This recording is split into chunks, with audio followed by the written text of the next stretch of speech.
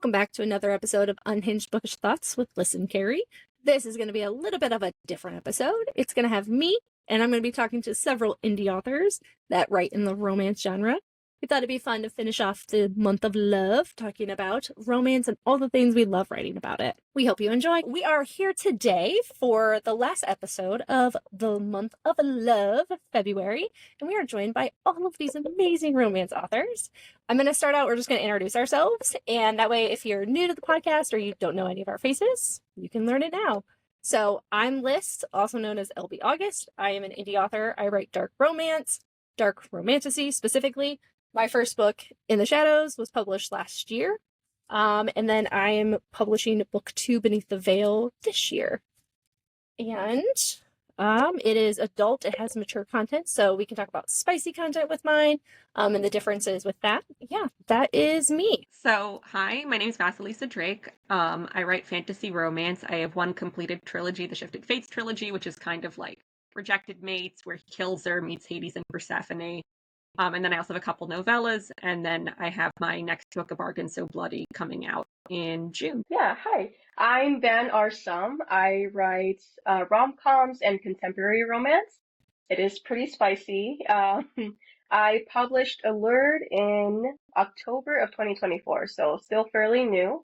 And I kind of specify with queer romance and queer happily ever afters. I'm Kate Cunningham, the author of the Blood Folk series. Book 1 and book 2 are currently out. The first book is The Blood Kingdom. Second book is The Blood Crown. Vampires, magical kingdoms, things like that. And I'm Hayley Whiteley. I write mostly like fantasy. My current series is a young adult fantasy series, so it has like more of romantic subplot. And then my upcoming series are going to be more of the like totally romantasy, where romance is the main plot. And the first book, Ink and Ore, came out last year, and then the second book in this trilogy, Dawn and Dust, is coming out really soon on April 9th. First off, thank you, everyone. This was such a last-minute thing. Random thought was like, hey, why don't we just get all these bunch of romance authors together? And so we did, and these are the wonderful people who agreed today. But I love the diversity, really. Like, as we, go through and introduce ourselves, there's a lot of diversity just among us in general. And so I thought that would be really fun to be able to kind of see how the different subgenres within the romance like category, essentially, how they all kind of like play together and have very similar themes. So let's start with the first question on my list of things that I came up with randomly. So what inspired you to write romance, and what keeps you coming back to this genre? And then I'll add like a little subtext to that. Do you plan on staying within romance if you have other books planned? So I am a newer reader, I would say. I didn't start reading until 2022. I read a little bit when I was a kid, but not to the extent I feel like most people within the book community as readers like say they are. I'm an adult reader. I never had any idea of it. And then when I started reading, I've mainly read thrillers. And so when I tried my first romance, I was like, oh, I really like this. This is fun. And I don't know what it was, but it just like clicked in my brain. And like, I swear you have those like change your brain chemistry moments, right? It just clicked with me. I was like, this is what I want to read. This is where I'm going.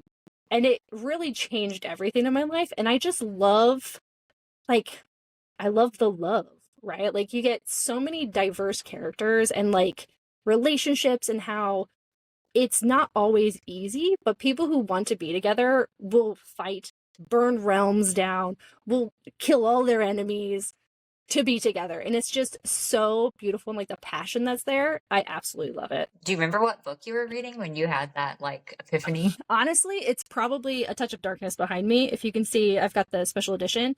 That was one of the first like fantasy romance that I remember clicking in my head. I think I read a few before that, but once I read that series, I was like, oh, is this why people like this series, like this entire genre? Because I didn't know. I was like, oh, Is that the like I Hades see and now. Persephone one? Yeah, by Scarlett St. Clair. Yeah, Cool. I love it. I was a really avid reader as a kid, Mhm. and I've always loved fantasy, but I did the same thing as an adult. Like, so it was when I became a stay-at-home mom, nap trapped by my son, and I got really into reading. I was like, okay, there's only so many reruns of Gilmore Girls I can watch. I need to start reading something. So I like blew through most of the Bridgerton series. That's really like what launched me back into reading again. And like I said, I always loved fantasy, so I reread Game of Thrones, love that series, reread that, and then I kind of like fell back into fantasy, but I started picking up like more romantasy books. Like Leigh Bardugo always comes to mind because she's one of my favorite authors. She's like an auto-buy author for me. And I picked up Six of Crows because I'd seen it on Instagram, and I was like, oh, this is what I want to read. And granted it's YA, but the way that she writes yearning and the characters that she crafts are just incredible. And yeah, so I understand. I didn't realize I liked romance as much as I did until I realized, oh, I love fantasy, but that's the element that's been missing for me in a lot of fantasy series that I love so much is like, yeah, I want to see the fantasy, the plot, the action, the adventure, you know, the great character development, but I like some romance in there too. Yes, and I think that's like a great point. It brings out like realistic, like real life situations because like most people at least have some kind of like want to find love kind of thing, right? And so it brings that like it just is a nice blend of everything. And that was like for me, like because I was very much like thriller, police protocol, which looking back now is like really funny and like where I am now. And I still read those books, but like going from that to like now writing romantasy is the weirdest, like straight, I have no idea. But it's like, it's just what was missing, right? Like it's that little like kernel. You're like, I feel like there's just something else that I need. And it's like you read that genre and you're like, there it is. It's there you are. I've been looking for you, the whole Ray Sand saying, right? Like, Farrah, darling. But it just shows up and it's fantastic. Yeah. I think my first like official adult fantasy romance series was like The Women of the Underworld by Kelly Armstrong, which got like promptly confiscated because I was reading that a bit too young. But I've always loved like the fantasy, the romance. I tend to bounce between like contemporary romance and paranormal fantasy. I don't see myself writing something really other than something that has a romance arc because I just think that's the fun part. Like I love the chemistry between them, the banter, the dynamics, the like bickering. Like I love all of that part of it. That's always the fun part when I'm writing, where like the words come a lot more quickly. So it might like bounce between fantasy, contemporary, etc. But always there's going to be a romance for me. There's always going to be a romantasy, at least like main. Would you say like it's probably going to end up being like at least a 50% plot in most of your books, if not more? It's hard to say because like the romance is also a plot, but it's like a slow burn usually. Like my stuff, I find it hard to get super spicy quickly because it feels like I need to know you for a few, 1,000 words first. Though I do love the spicy books. But what I like how it all comes together in romantasy. It's like the romance I feel like can be so much more intense. Not that I don't love contemporary as well. It's just you can tie it up better without like burn the world for you with like a billionaire romance. It's like, okay, we're suspending our disbelief for this, but we're on board. Whereas like there's it's easier to separate. More at risk, right, in like the fantasy realm. Like, and I think that's like I think a big factor for me too. Like with real world, like I don't want to be in the real world. Okay, I read to escape the real world. So let me go into fantasy so that I don't have to be here. And so it's that like element, right? Like it's just otherworldly, things are at higher stake. There are people coming to like murder you, steal your family, steal everything that you own kind of thing. Versus in real life, we're like, oh, you're a billionaire. Why don't you just pay for that to go away? So, although I will say, ever since writing my own stories and kind of like, transitioning into that territory from just strict reader into writer as well, I love a good fluffy rom-com. I love give me all the contemporary romance because that feels it's like totally easy for me to consume while I'm also writing my own story. Whereas reading my fantasy and romantasy TBR is just 8 miles long when I'm actually in the trenches of writing and editing and all that, because I'm trying not to get my wires crossed. I don't want any outside influences on my story. So I love contemporary romance.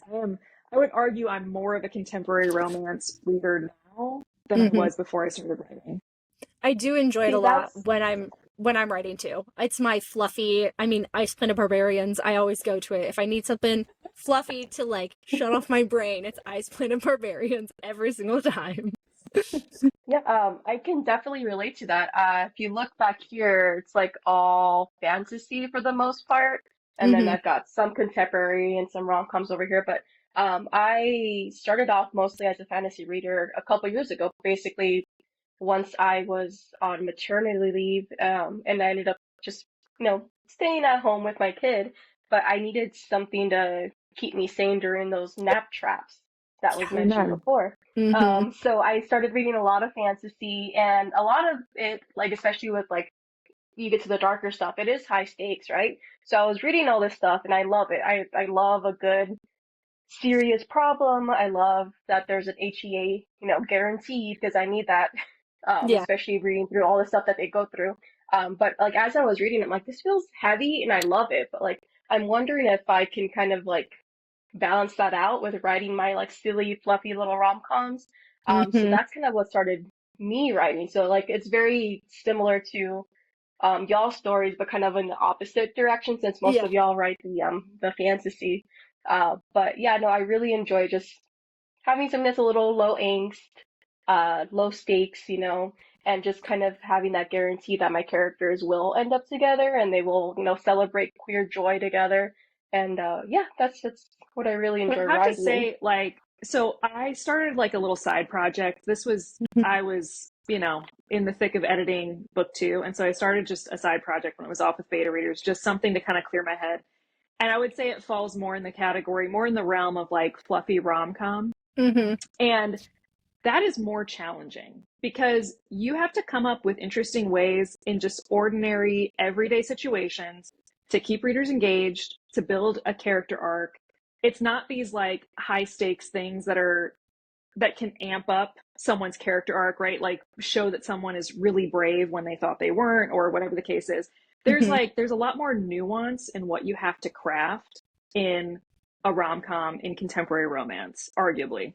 Yeah, because you've got like in fantasy, you've got all like the heaviest part I would say is like the world building, right? Like trying to create those Yeah. arcs that also tie into this world that you literally made up out of nowhere. And then in contemporary romances, it's more like, how can I make this not feel like mundane? Right? Like Right. how do I add the element of that tension that everybody's craving, that like witty banter in there? How do I keep everyone engaged in the story within a real world aspect where you don't really have to suspend that belief, right? And that is very challenging. And I also have random contemporary romances that I'm going to be writing. Started one, it's in my notes stuff, and I'm like, okay, I can't wait to get to you. Maybe in 3 years. Yeah. Maybe one day. Yeah, I tried contemporary like a few years ago and like to write one, and I made a lot of progress on it, and then I just kind of like did not like it and I shelved it, and I don't think it'll ever come off the shelf. So I think I'm always gonna do like fantasy. Mm-hmm. But my current series is a young adult, and I would say it's more of like the fantasy plot rather than the romance part. That's more of, like a key subplot, I guess. But Mm-hmm. that one I did it that way because like I actually started writing that story when I was in middle school, and so like that's why it's young adult, because like I was always wanting to be a writer, and that was like my thing. And I started off like in college as an English major, and then I kind of decided not to do that, and I changed to be like an engineering major, and I totally gave up on my writing dream. And so after being an engineer for a while, I was like, I had always kind of been writing on the side, and I was like really sad that I gave up my dream, I guess. And so I just went back to this manuscript that I had like pretty much written, and just took the same characters in the same story and like started over. Because it I wasn't was really actually very well I was in written. engineering too, so that's interesting that you found that you found your way here too. That's awesome.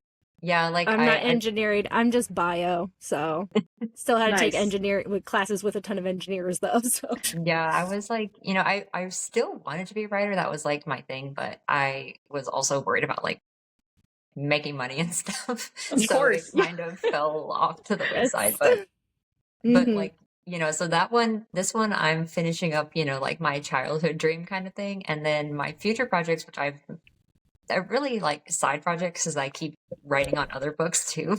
All of those are more romance and like more like all adult characters, because like I'm an adult now, so I don't know, that's what I'm into, I guess. But I always like romance is always my favorite part of any story. Like you mentioned Six of Crows, and like for me, like that's like probably my favorite book ever, I feel like now. But like even reading that, which has so much plot and so much going on, I'm just like shipping the characters so hard, and that's like my Oh favorite yeah. thing. Like anything Yeah, I read, it's always like the ship is what, if I'm passionate about those two characters getting together, then that's yes. like my what really keeps me turning the page. So I think that I'll definitely always have that element in everything I write, because that's just like what makes me excited to read it, even. So that's kind of, I don't know, maybe that's bad, but that's what I like. No, I'm here for it too. I think that like I tend to gravitate towards books and love books that are character driven at the end of the day. I love a great setting, I love great world building, but it's all about the characters. I mean, honestly, there are some books that I've loved, and when I actually look back at them, I'm like, oh, there were some fantasy elements, but it wasn't like a real high fantasy world that was created, but I didn't care because I loved the characters. Yeah, it's definitely, you get like sucked in by the characters. I'm very much a character person as well, where the entire rest of the story really can be a mess. But if I love the characters, I don't care. I'm just like, give me the tension with them. Give me like those personalities that you just feel coming off the pages. That's what I want. That's what I love. And I definitely steer towards those. I think romance as like a genre on the whole is very character driven. Like that's what the readers care about. And I think as a writer, the hard thing is oftentimes you're like between, here's the very logical thing that would happen for the plot. This is what fixes. There's no plot holes. It makes perfect sense. And then here's what's like fun unless you shove the two characters together in like a crazy situation and that they can bounce off each other. And I think learning as an author to pick the latter, because your reader is going to have more fun and you're going to have more fun, is really hard. Because in the mind, you're like, I'm going to get a 1-star review because they're going to realize that this is not how the system is supposed to work. Yeah. Right. But in the end, the readers don't care. They really don't. They just I have a very dear friend who is one of my early readers, and the amount of the kind of text that she sends me, just like totally brutal, unfiltered text, like just her frustrations with my main characters and why they're doing what they're doing, and like, just commenting on all the nonsense. It's like, listen, you would not be interested, you would not be engaged with the story if there wasn't tension. And tension is created when characters do things you don't want them to do. Yes. That's how it builds up, right? Like, they have to make those mistakes, be kind of stupid, or like dead set in their ways. Like, that's how you get that tension going. That's why we all keep reading, because you're like, just come on, do what we want you to do. You're yelling at them. If they made the right decisions the entire way through, there would be no story. There would be no story. Granted, I have wanted to write a book that's like completely just everyone's like making the decision that we're yelling at the characters to make the entire time. They're actually doing that, and then it's like, okay, that's kind of boring, but it's like all satire the entire time. Like, I have one that I'm like, I just want it where it's like the chosen one, right? And like the gods show up to like this like 15-year-old, and it's like, you are the chosen one, you will save us all. And they're like, I have a math exam tomorrow. No, go away. And then like they keep coming to them like every year, and they're like 21, like, come on, I need you. We're all gonna die. I have to go to work tomorrow. I can't go off and save the world. What do you want me to do? No. And then the world just ends and it's a bunch of blank pages. It's just a bunch of blank pages. Yes. Like, what do you mean? And they're like, they show up at a bar and the guy's like, please, we're all gonna die. And they're like, not my problem. Maybe you should have picked somebody else. Yeah, also we don't control our characters. So when they're making those decisions, don't blame me. No. That's why every time someone asks me like, oh, are you a plotter? I'm like, I don't know how you could. Okay, we plot very loosely, but the characters drive the scenes here, and sometimes they take the story in a direction no one saw coming. Yes. And I'm very much the same way, and everyone else can chime in. My characters, this was supposed to be one book, and now it's going to end up being 4 in total, and the first one and 1 and 2 are a duology. And I'm like, this was supposed to be one book, and then they just like decided to go off and do these random things. I'm like, y'all, why? Why do you keep doing these things? And I had a moment last night. I was working on a scene, and I'm like, I don't know who this character is. They are not the same person they were in book 1. I don't know what sass came into this person, but this is not the time for it, and you need to stop. But it's the funniest thing. I'm just like, they're just really just putting it out there, and I'm living for it. But it's not me. I'm not 100% not. That is them just flowing through me. Yeah, I plot like really in detail now. Do you really? Oh my Yeah, well, like I had mentioned that I, like have been writing for a long time, but like I Mhm. never finished anything, and I was always like being a pantser felt more natural, but I just never finished a book. And I mean, I would write like hundreds of pages on it and still not finish it. So like the only way that I ended up finally finishing one was like plotting it in super detail. But the characters still like sometimes mid chapter I don't know, they'll just kind of do something that I wasn't planning, and then I have to go back and like replot everything. So it still happens, but like having that detailed like scene by scene like plot beforehand is the only way that I've like finished stuff now. And now I've finished like 2 books in a pretty short time, so it definitely has like worked to actually not give up and just throw away my book. Yeah, very much so. That's fun though. Like for me, I'm very much like a loose like idea. Like I'll just put like kind of notes, especially if I'll plot out kind of how I want the whole the whole thing to go. But mainly it's in my head. And then when I go to like write a chapter, I'll just put at the top of it like chapter question mark, usually like what's happening in the scene, and then I'll just put like a little blurb to myself of like these are the key points that need to happen. And then I just let like the dialogue and the characters kind of do their thing until I get to all those points. And I'm like, all right, done. Next chapter. Yeah, that feels very similar to my process too. It's like I know, especially with book 1, that was like a total dumpster fire of ideas and just like seeing what stuck. And but now that I'm working towards a series, it's going to be three books in the series, and now this final book, working on this one, especially with book 2 leading up to book 3. You're right. I totally realized like, oh, I need to plot if I want this story to have any substance, if I want the character arcs to be where they need to be. But I very loosely plot just because my brain just kind of short circuits if it's like too detailed. And I end up changing it anyway. But for book 2, that worked really well to just loosely plot. I knew all of the pivotal plot points, everything that was a big catalyst for the plot. I knew all of those. It was more of, okay, how do we get from A to B? That I didn't figure out. And so I kind of let the story guide me in that way as I start writing. But you're right. I mean, especially if you're writing a multi-book series, you kind of have to have an idea of where the story is going to go and where it's going to end up. You need to know where the characters are going to a certain extent. Otherwise, it can feel a little aimless. What is your favorite romance trope to write, or like your favorite like key thing within romance to write? And then what is your least favorite?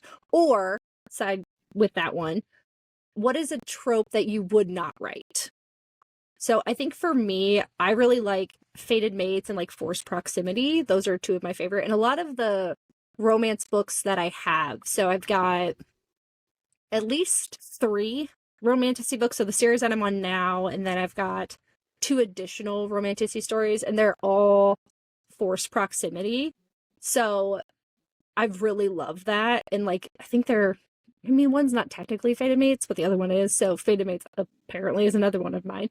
I just love the like tension that comes with forced proximity. And I mean, In the Shadows and Beneath the Veil is, no, that one's not going to be it, but there's reasons for that. But In the Shadows is forced proximity as well. So I love it. I love the tension. You can get a lot of banter going back and forth because they're just stuck together, right? And so it's one of my favorites. A trope I would not write is pregnancy. I know that's, so a lot of people are like, oh, I don't like accidental pregnancy. I don't want to write about pregnancy. You'll never have a pregnant character in my books. I think for me, like, it's hard to pick a favorite, but I think usually the common denominator is like when he's just obsessed with her happiness. Like, I have a couple novellas that they were just like fluffy, purely like he's just obsessed. He wants her to be happy and choose to stick around. They're just so much fun to like think of what is he gonna do to like impress her? How is he gonna like reorder things so that it's like to her tastes and she has no idea. She's like, I don't think he's really into me, but okay, he's weird. He's just kind of weird and just kind of like looks at me funny all the time. I don't really know why. Yeah, he's like really into me, like liking his dragon horde. I don't get why. Like I think it's kind of wasteful. But That's great. I think for me, and this is more contemporary, like age gap, and I don't mean that like he looks 20 but he's an immortal 500-year-old, but like authentic, like she's in her early 20s, he's like 40. It doesn't land for me personally. I will read books with the trope. I'm not shaming it. I'm always thinking like, wow, he's going to be on Medicare and she's going to be like midway through her career. And like, that's what's in my mind. It's like, oh, and he's going to die earlier too. Which I've never thought about that, but yeah, now I'm never going to not think about that in an age gap. Now I'll be like, man, he's going to be in Medicare. But I will say, I don't read it either. But I will say, I don't know why this came to me as like a perk. I'm like, oh, he'll be 55 soon, and then he can get in like those exclusive 55 communities. That'd be great. You can't live there with Those are them. nice communities. You're star-crossed. Oh yeah. That's funny. So, piggybacking off of that, I love writing age gap. Do you put Medicare in it? I need to know. Yeah. I mean, I'm currently writing my second book in my Love and Burlesque series.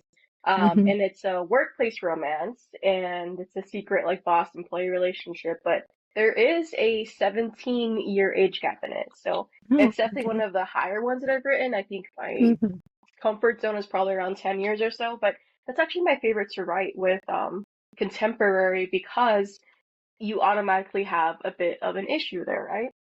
There's going to be tension. It could be a sort of forbidden thing. It could be we don't necessarily want to like each other, but there's just something there that's drawing us together. And I really like writing that sort of like, not necessarily will they, won't they, because they will. They will, it's more of like, are they going to be able to overcome these obstacles, and how?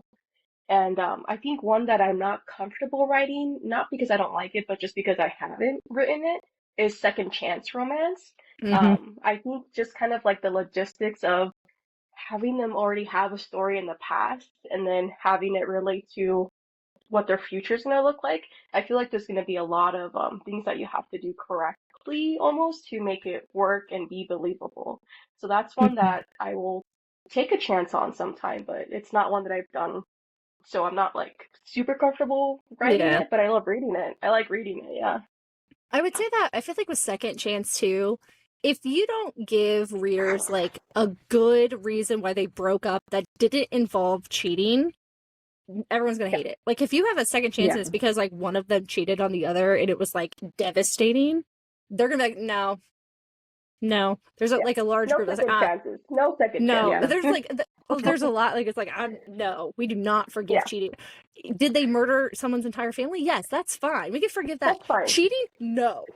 So that's actually what I wrote down as I was like making this. I was like, what is my least favorite trope? Is cheating. Immediate DNF for me. If someone's cheating in the story, I just like immediately I'm out. So yeah. But that being said, man, you guys have mentioned a lot of really good ones. I love forced proximity, love fated mates. I'm a sucker for a confession. I don't know if that's like a trope or a micro trope, but if there's a confession, if we have like a really stoic, MMC, and then all of a sudden he finally crumbles and confesses like all the stuff he's been feeling this entire time through a slow burn. Oh, like it gets me every time. I love it. I don't care if it's in romantasy, contemporary romance, whatever. I'll eat it up. Especially if he's been like trying not to fall and he's just like, I don't want to like her. I don't think this should work out. And it just like, he just finally gives in, right? He's like, no, this is what and it's probably close to being like, she's like, oh, he doesn't like me. He keeps like being standoffish to me. And he's like, it's because I like you. I like you and I'm not supposed to. So yes, love that. Yeah, I'm not sure for me. I was like, I had some and then y'all's answers are so good. I'm like, I can't remember what my first one was, but I definitely don't even know what a trope is. But I like the like touch her and die kind of thing, like where especially if it's like the guy is kind of, I don't know, a killer, which works especially well in like fantasy worlds because he has all these excuses or whatever. But like, I like those ones where it's like they're that kind of like intense person and they're like so sweet and just like love her and they're a totally different like person around her. I don't know if there's any that I wouldn't write. I I guess I don't like it that much. Like whenever, even though it's super common, so like I kind of don't want to say anything because I'm sure a lot of like our favorite books have this. But whenever they, whenever it is like the super old fae or vampire or whatever that just like looks young, and usually they don't even treat it like it is an age gap or like it's even a problem. They're just like, Yeah. they look 20, so I completely forgot They're about their just age other than that. 20. Yeah, and they're Yeah. always like telling them Guilty. about like all the Guilty. battles they've been in and like the millions Yeah. of wars and stuff. And I'm just like, I don't know. I'd want to date someone who hadn't been in a battle yet and like be in their first one with me, I guess. In my mind, I instantly went to Rowan and Aelin because I'm like, yeah, he's like, I don't know, 500 years old or something. She's like 18. So it's I like, know. I yeah, never forgave him. He hit I her do and love he has gray hair. What's up with that? I They mean, could, it's white. he It's punched her different. and I was like, White is different. hot. Yes. That oh is my why god. I'm fundamentally wrong because I'm like, yes, okay, let's go. I think it works though because of like the tension between them and the fated mate aspects gets them around it. It's kind of funny Yeah. because like I'm reading The Legends of Thesmar at the moment, and I'm Mhm. like, wow, there's only like a few years between them. Like that's weird. Yeah. Like I'm on board Yeah. with it. They're great books, but You're it's like, like, what? huh, he's Yeah, you human. can't be fated He's to mate human. someone in the same century. Yeah. Yeah. That's why, like, I don't like using fated mates for mine because in my mind, fated mates are more, I wouldn't say like paranormal, but they're more in like the fae, vampire, like paranormal aspect. And everyone in my book is mortal. Everyone's a human. So I'm like, they're not technically fated mates because they can't be fated in that way because they're all human, but they are still soulmates in an aspect. And so even though there's like mythology mixed into it, I'm like, that's why it could be, but I'm like, they're human. And I made them human for a reason because everyone can die. I was like, everyone dies Yeah. easy. They're all human. They just die. My series is the same way, and I keep killing a lot of people. I Like don't know everyone who dies. I'm gonna It's kill yet fine. in the third book, but I You're like, this one's making me angry. I'm gonna write them off here. Yeah, I'm the opposite. They all end with immortality for me. It's like even if Yeah. she starts human, by the end she's gonna like. It's like She's there gonna is live no forever. death. Like Yeah, they're because kind of. if not, then there's the whole, I mean, this goes back to like the Sarah J. Maas books, right? Where there's this whole controversy of Dorian and Manon, where they're like, oh, he's mortal, and she Oh, I rejected has that.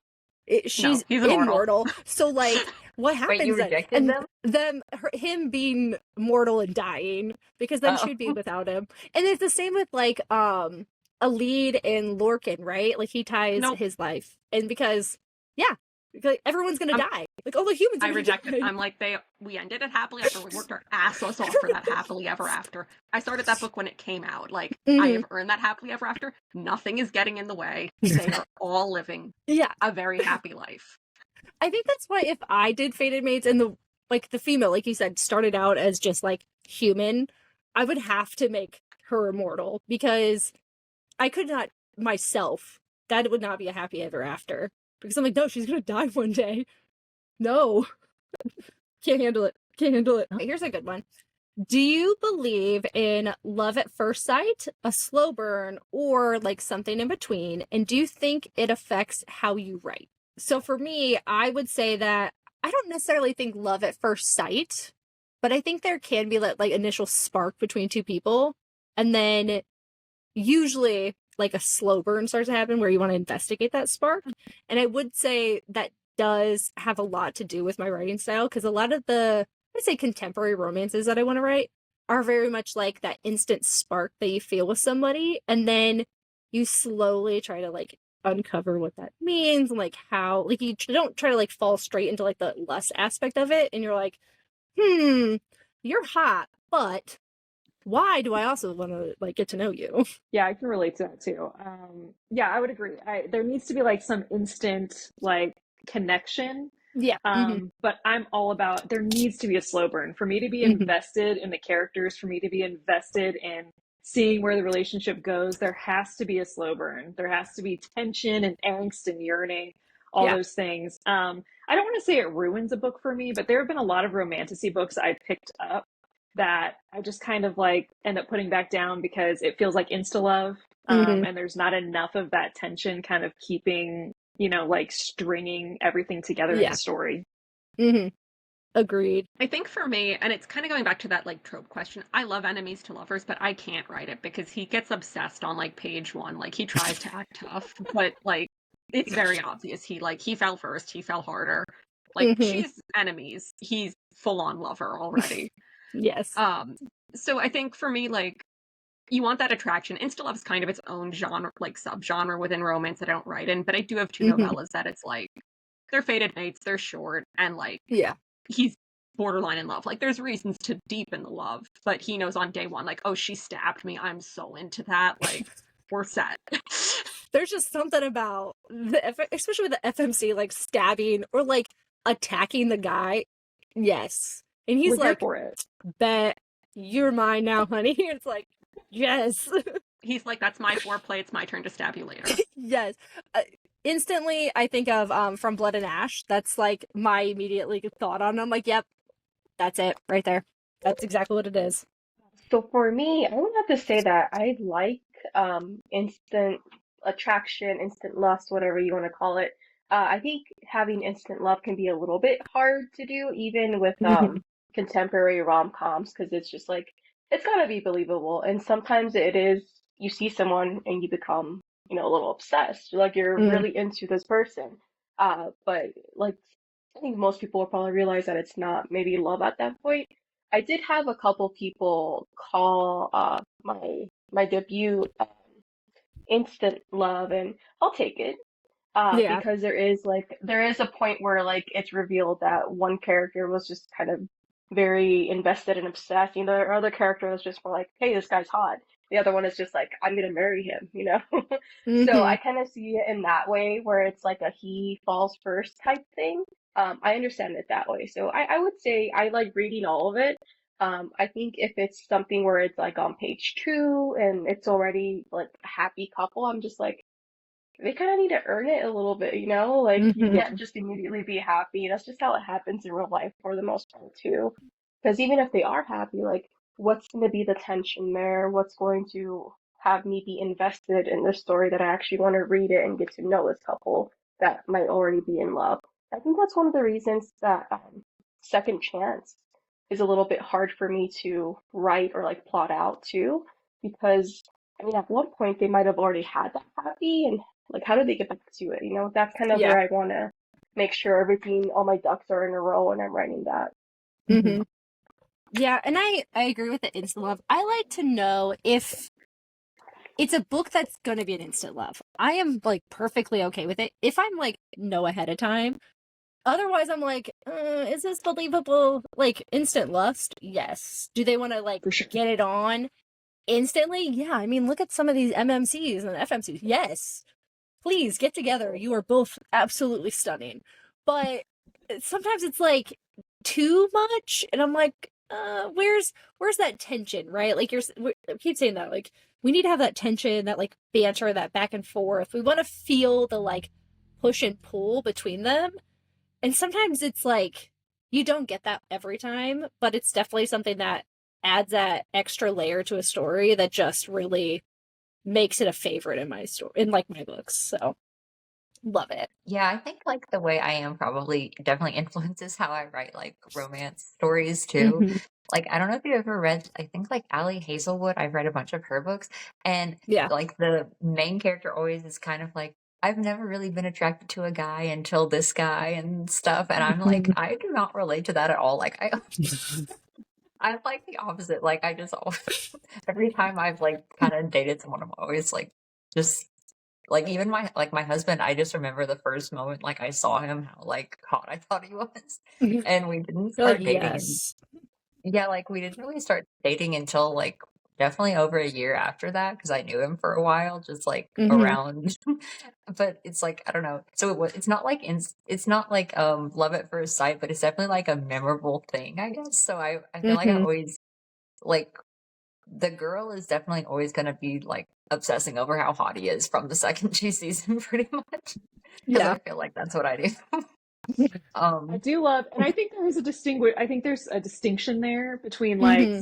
being struck by someone initially when you see them and insta love. It was like what you were talking Yes. about, Van, with Yeah, like insta the hotness is different. insta Mm-hmm. lust, insta like we're Yes. obsessed initially. I think that's a different thing because I think you can still there's a lot of tension to build in before the two Mm-hmm. characters admit their feelings to each other or before we like really get to that point where they're on the same page finally. Um, Mm-hmm. Okay, that brings me to another point. How do we feel about a miscommunication trope? Because Mm. I thought I hated it, but here's the thing is that book 2 for me, as I was like editing it, I was like, is this just one giant miscommunication trope? Yes. I have I, said that about my own book because it ends in what I think some people consider like a miscommunication trope. And I'm like, is it? Is it? No, Yeah, not really, but but it is in a way. if they I always think it's communicate, then you malaligned. don't have a Like, book. Yes. Yes. Yes. Right there. like, okay, we all have had the scene, and they can be tempting, right? Where it's like they overhear something and they only heard the Mm-hmm. snippet, and now they're upset and they run off. And like we see it, and it's a trope. Like I think that does great against some readers Mm-hmm. because it doesn't happen in like your day to day life usually, unless you like text the wrong person something, in which case that's really awkward. But Yes.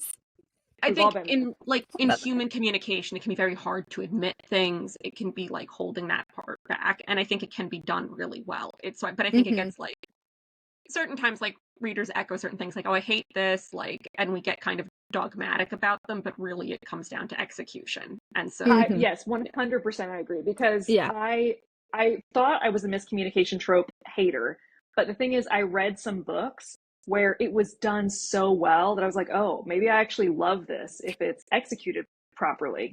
Mm-hmm. Yeah, I I thought I think would Yeah. never write a yeah, definitely. miscommunication trope Mm-hmm.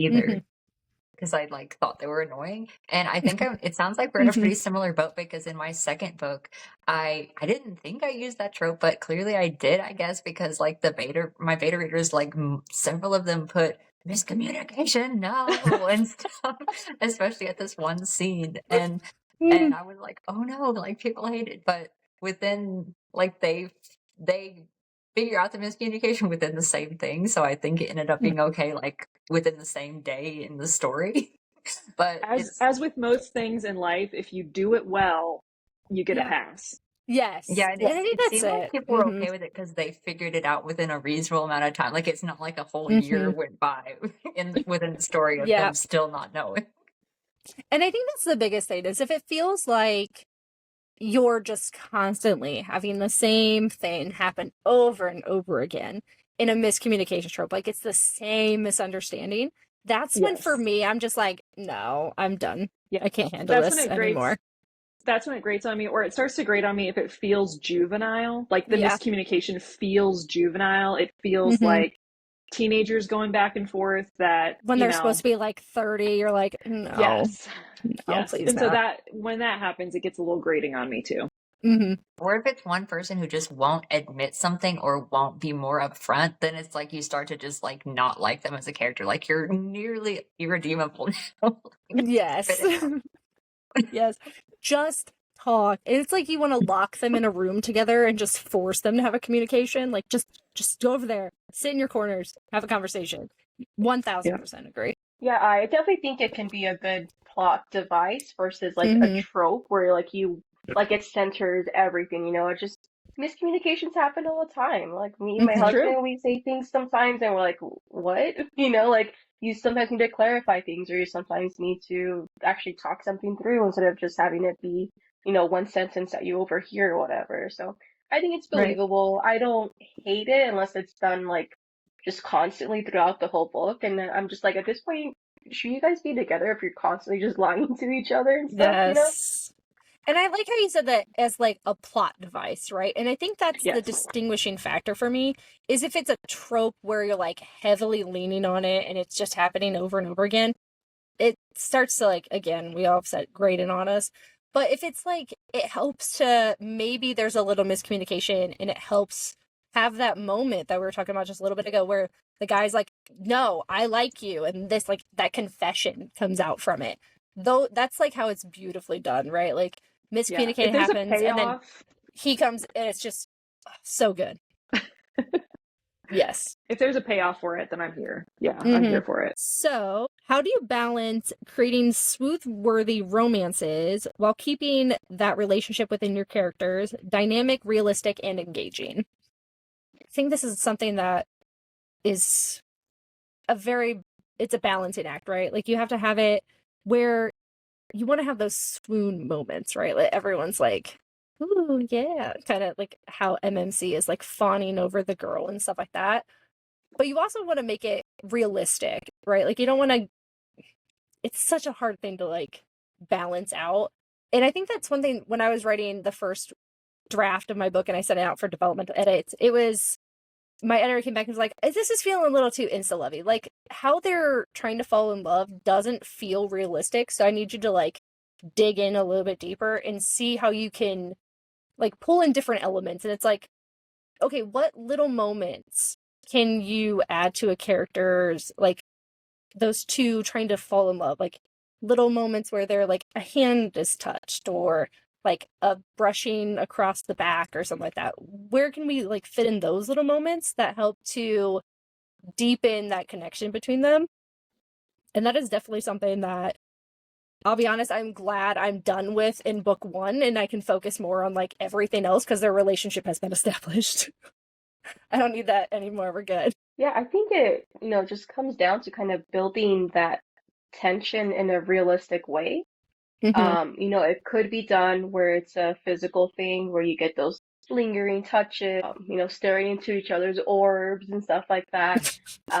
But I think a good amount of, at least for how I write, putting out those doubts that the Mm-hmm. characters might have as thoughts that they're thinking of in the moment.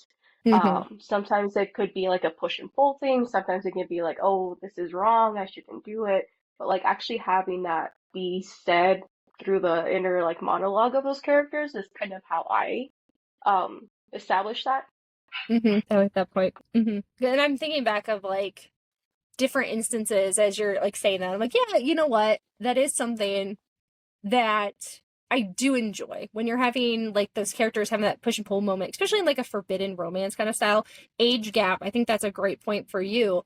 They're like, oh, should I be, trying to hook up with my boss? Probably not. And they're having those like thoughts at the same time, like, and I'm like relating it back to mine too, and I'm like, there's a moment when the MMC is like, should I be trying to bang this evil king's wife? Probably not. So I should probably stop. So I'm like, yeah, this is like that helps build that tension up and make it realistic because they have those like clarity moments, right? Where it's like, maybe I shouldn't be doing this. Yeah, but the nice thing is that the romance always wins out, so I Yeah, shouldn't be doing this, right. but I'm going to, I'm gonna and you do it can't stop anyway. me. Yes, yes. I mean, That's a really tricky thing to do well though. And I know Mm-hmm. for me with book 1 and definitely with book 2, I think because book 2 is like we're reaching a climax, if you will, pun intended, of a slow burn in book 2. Mm-hmm. And so that was tricky. That was actually one of the final pieces I finally got into place in like God, my second to last round of edits. I feel like I finally got that figured out of as far as the pacing for the romance subplot, because you want to string the tension correctly through the entire Mm-hmm. story, through the entire arc, right? And that's really tricky to do. And I found myself, and that's just something that's hard to do for me, at least, until the plot is basically all there, until the story's basically all there. And then that's when it becomes really clear, like, oh no, this confession can't happen here. It has to happen later. Or Mm-hmm. this piece of information needs to be someplace else, so that I'm spacing it apart a little bit better. Because you also don't want to end up with just like this giant info dump at Yes. one singular moment either. Mm-hmm. And at least for me as a reader, I love a good slow burn. I love the tension. I lose focus. It loses my attention if the characters get together too quickly, or when Mm-hmm. they get together, there needs to be some other element of tension in the story that's kind of like pushing the plot along. Yeah. Because I feel like it's easy to lose readers' attention if they're like getting together too quickly, or if you don't have enough obstacles or barriers along the way kind of preventing them from getting together. And it kind of goes back to what we were saying before with like the tension of characters doing stuff that you don't want them to do.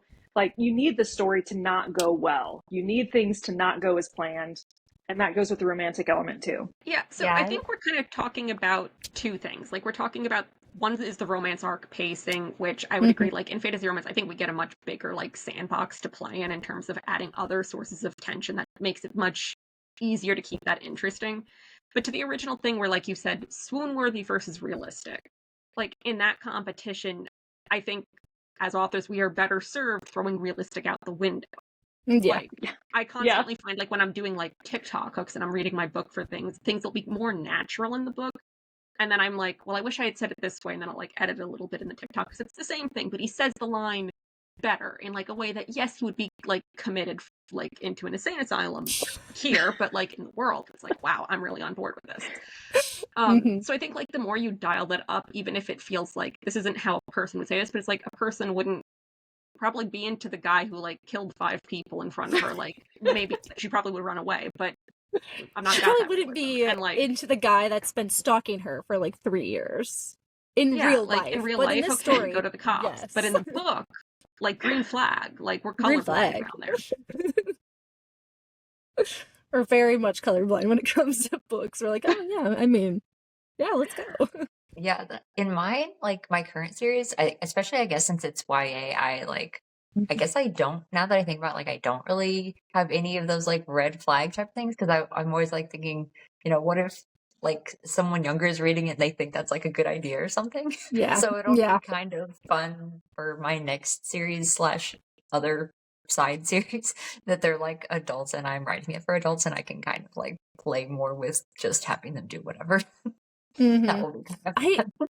I would find it weird, I won't lie, if there was like a really red flag character, like in a YA romance kind of thing, and I'm like, I get elements, but if there was like a stalker element in a YA, I would be like, I don't know about this. Yeah. I would be a little Like, uncomfortable with it. Like, yeah, here's the thing, like in the my early guys are more like actual, like, even if they did this stuff in real life, it would still be like, okay, like you'd still like them. Yeah. So I feel like this is where I need therapy because, like, I remember, like, in the early 2010s when everything had a love triangle, you would basically get, like, here's the nice guy who represents stability, and then here's the guy who's, like, super toxic. He does have the red flags. It is YA. And then it's, like, obvious choice. You want the toxic one. And then you don't end up with him. You get, like, the good guy. And I'm like, what the hell is this? Like, Yeah, like in and that was Shadow really and why, Bone, like, we gotta move to, like, fantasy. the Like, dark I one seemed a want- lot hotter. Yes. Yes. I think that's why I have 2 MMCs in my book, and only one is a love interest, but I love golden retrievers. And so obviously that's going to be the love interest, but I do have the like, I'm going to burn the world for you. I will slaughter our enemies as another one because I have to have that dynamic because I'm like, he's a red flag. Now my FMC is way more of a red flag. But I've got to have my little green flag, and then I've got to have my red flag over there. And I'm just like, yes, can we have both of them, please? And thank you.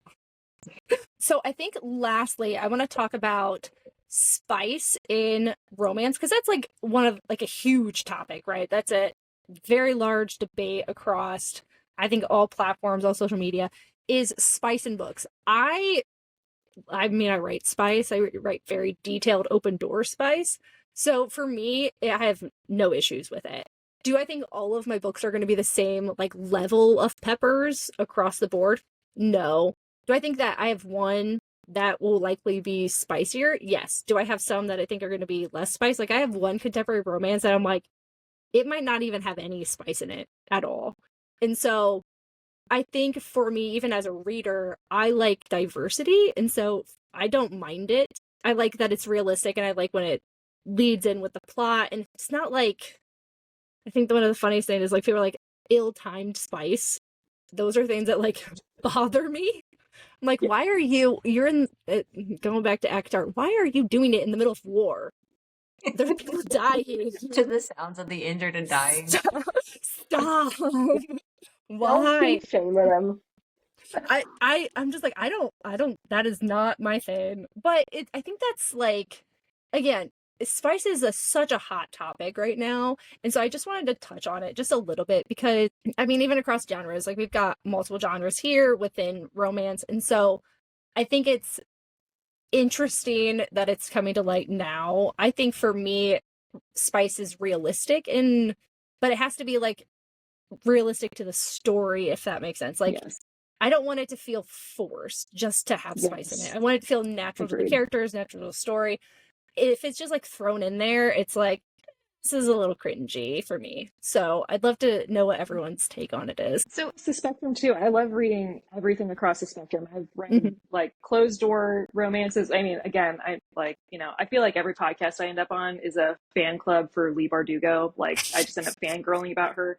But she does it so well. She does YA so well that even as an adult, I was like, yes, I love this. This is amazing, right? So I think about her as far as like a closed door, and I've read some closed door contemporary romance as well that I love because the way that it's written, I feel like if they had written open door scenes, it would have felt very unnatural to the story. So like what you said, as long as it's natural to the story, I'm here for it. I love everything from closed door, really sweet and cute, all the way to like unhinged. So Yeah. Yeah, I'm like thinking about the books I've read in the last like 2 months, and I'm like, yeah, yeah. As I was also plotting content for the podcast, and I'm like, yeah, I have a tentacle meme that we're gonna be posting, and I'm like, yeah, like, ew, he has tentacles, and we're like, oh no, that's terrible. What's the book called? Can you send me the link, please? Yeah, what was the link? I just need to make sure I have it noted somewhere so I avoid that. That's disgusting. Can you give me the title? Yes. That's okay. So I think for like the spice discussion, like there's really two sides. There's like our opinions as readers and there's our opinions as authors, Yeah. and they can really diverge. And I would say, I know you said it's a controversy now. I'm not on threads. I do see like on my Instagram feed when they crop up, and it feels like it's the same arguments people go through over and over. Yes. And it's also not aligned to what like the majority of your readers actually care about. Like this is such a small portion, but it's very easy to let Instagram feel disproportionate or all of social media. As a reader, I just like to know what I'm getting. Because if I think Yes. there's going to be spice, and then I have a book where there isn't spice, I'm kind of like, well, I don't feel like I got the complete experience. If it, not every other way, it felt like there should have been. In fact, it was really funny. There was a book that like lives in my brain rent free. Excellent book, great written romance, and it was not in any way indicated to me that it was like clean closed door. Like it just, the marketing didn't indicate it, the blurb didn't indicate it. And the author actually in the past few months, this was years ago the book came out, has said like, I'm updating it. This didn't land to the market, and I'm going to be adding like spicy content as well as a few other changes, because that's it is an expectation if you market your book a certain way. I'll read whatever. I will read YA, I'll read adult closed door, I'll read like super spicy dark romance, like I'll be in between. But I think as an author, we are seeing a trend more and more where it is harder to market that kind of middle of the road. There's like a little bit of a spice. You have your like, there's a super slow burn, but there's a payoff, like your spark of the ever flame where like it delivers, and that's great. You have a lot of books like that are very spicy, and that is just attractive to readers. It is kind of what we're about. I do think some of it is readers don't realize like erotica is its own genre, and you can totally access those books, and you don't have to find a romance book for it. You can be like, you can get that 20-page book that is exactly what you want very easily. So I think it's also Very just a easily. convention. There's like a badge of pride of like that you are reading the spiciest, that you are reading the most morally gray. Like, and not that people don't authentically love these things. I'm just saying like when we're considering marketing our own books, it's easier if you kind of pick a lane and your readers know what they're getting from you. Yeah. But for It's me, I really do find it tricky hard to because- write personally. Like, it's one thing in a novella where it's like, this is a fantasy and it's fun. But like I said, with the novels, it's like, I got to know you for a book and a half before you're going to get to have sex. And that's just a harder sell for a reader. Like, It really is. And that was something I struggled with book one, because I knew that book one was going to be very plot forward. The romance was going to be a subplot. And it was basically going to be like very low spice in book one because it was going to be a slow burn into book two. But that was really tricky because a lot of people picked up my first book very much expecting it to be more like erotica, right? Or just way spicier than it actually was. And so you, as a romantasy author, there's such a huge spectrum of what is out there that finding the right readers, like you said, finding a way to market your book appropriately to find those people is so tricky, because it's like, yeah, I don't want young teenagers picking up my book because it's not appropriate for them. But also, I don't want someone picking up my book thinking that it's going to be tons of spice scenes and then they're disappointed with that too. You know, I want people going in with the right expectations. Yeah, totally agree. Well, and then the ratings for a spice level vary so much from person to person, you know? Yeah. Personally, like I would put my books at about like a 4 out of 5 pepper scale, you know? But some people that I've seen reviews from have said it's like it's a 2 or it's a 5 plus, and it really just depends on the person too. I think just having that sort of, I mean, it all comes down to consent, right? Having that informed consent of what you're going into, and having that kind of clearly listed out, whether or not something's going to be open door or closed door is what's really important. And for me personally, like as a reader, I'll read anything. I read YA. I mostly started with YA again when I kind of started my own little like reading renaissance. And I'll read some of the most spiciest, depraved stuff that I can find. So it's just it's a huge Yep. scale, and I like living on it, you know. I always laugh because like we read a lot of unhinged KU smut for the podcast. And I'm like, yeah, I mean, we've read some things, okay? But I've also like some of my favorite books last year were YA books, and it's like it's such a broad spectrum, and I think it comes down to consent. I want to know what I'm getting into when I'm reading it. And so I want to like, is it going to be open door? Is it going to be crack door? Like, what kind of am I thinking like it's going to be when I'm going into it? Versus like you're just reading it, all of a sudden it's like full on. You like you think there's nothing, and then there's like 12 dinglings everywhere. You know, it's like, whoa! I thought this Well, was something completely different. Yeah, mine is like, well, my current series, of course, since it's YA, it's like I would so far it's not even like closed door, it's just like you didn't need to close the door. It's like pretty, they're not doing Yeah. that anything, but other than like kissing. But yeah, like for future books, I mean, I'm planning on probably not writing spice, mostly because like I want to stick with the same not even pen name because it is my real name, but like stick with the same author name and like, I wouldn't want to have the same, like Amazon account and like one thing is like YA and then one thing is like a really spicy book. But but yeah, and also like I like with the fantasy, well, like I like spicy books. Like I used to, especially be like really into like Regency romances and like books where it's just like that's you're expecting that as like the genre convention. I really like, I enjoy those type of books. But one thing I don't love that's kind of a trend is like really heavy world building fantasies that are, I love the book and then it kind of just has like one random explicit sex scene or something when it was mostly like a heavy world building, interesting fantasy that's like about that plot rather than about the romance. I usually just like think it feels really out of place to me. So I don't really love that trend. I kind of wish they would just like leave that scene out. Especially it just feels like out of place. Like the dedication to that like romance, that like build up between to get to the spice wasn't there. And you're like, I didn't feel connected to the characters. It didn't feel like the appropriate time for them. And it feels very like blindsided that they're just all of a sudden doing it. And you're like, I didn't know you two liked each other that way. So what is happening here? Yeah, and like I I've read a listen to few my like that. audiobooks in the car and like if sometimes it's like this is like an 800-page book or something and I'm on page 600 and all of a sudden like I'm having to turn it off really fast because like my son is in the car and I just was not expecting a sudden romance thing in this otherwise appropriate like dragon book or whatever. Yes. Well, this was wonderful. This was so much fun. Thank you all for joining me today and having this wonderful conversation. I appreciate every single one of you. I know we'll just mention briefly like where you can find our books. Mine are all on Amazon. You can find them there. They're on like online bookstores too. And my audiobook is on Audible. And it's on Kindle Unlimited too. I can go.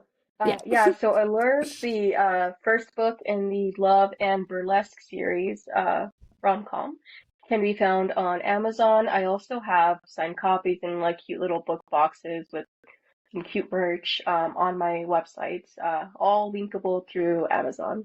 And it's all in my bio.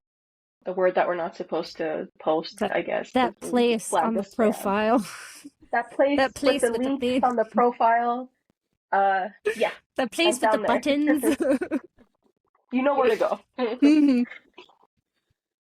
Yeah, same here. I'm on Amazon, Barnes and Noble, Kobo, and you can buy signed copies through my Etsy store, in my bio. So I'm mostly on Instagram. I'm not really on any other social media. I'm too old to learn those things. So here we are.